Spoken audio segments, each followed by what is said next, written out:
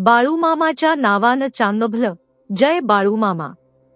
मामा म्हणतात, बाळा, मला माहित आहे तुझ्या मनात एक प्रश्न आहे, आणि तो प्रश्न म्हणजे की तू एवढे चांगले वागूनही लोक तुझा विश्वासघात का करतात.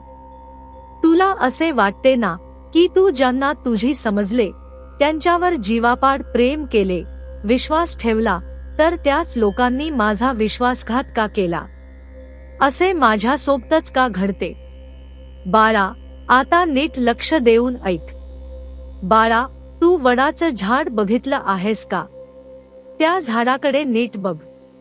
ते झाड उन्हात उभे राहते, पावसात भिजते, वादळवारा सहन करते, तरीही ते झाड प्रत्येकाला सावली देते.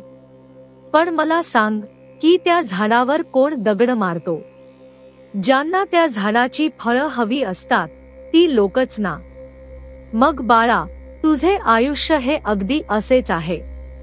तुझ्याकडे चांगुलपणा आहे, तुझे मन स्वच्छ निर्मळ आहे, आणि म्हणूनच लोक तुझा फायदा घेतात. मग बाळा, आता तुला वाटेल की चांगलं राहण्याचा काय उपयोग.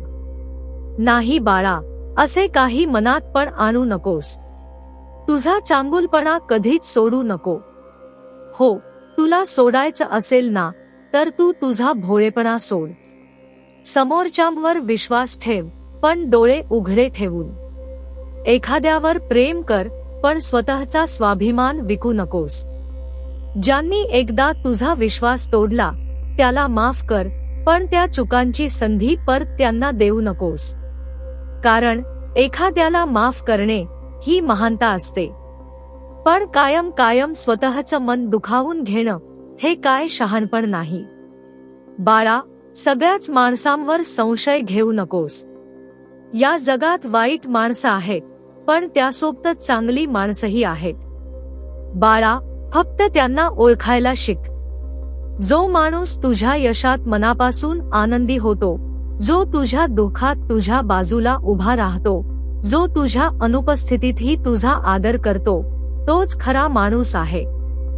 बाळा, विश्वासघात करणाऱ्या माणसांवर राग धरू नकोस. त्यांनी तुला एक अमूल्य धडा दिला आहे, आणि तो धडा म्हणजे माणसं ओळखण्याचा. काही माणसं आयुष्यात आशीर्वाद म्हणून येतात, तर काही धडा म्हणून. मग बाळा, आता तर तुझा प्रश्न मिटला ना की लोक तुझ्यासोबत विश्वासघात का करतात ते. मी सोबत असताना तू कसलीही काळजी करू नकोस. फक्त माझी सेवा मनापासून कर, आणि माझ्यावरचा विश्वास डगमगू नकोस. तुला जर माझे म्हणणे पटले असेल तर आत्ताच आपल्या चॅनलला सबस्क्राईब करा.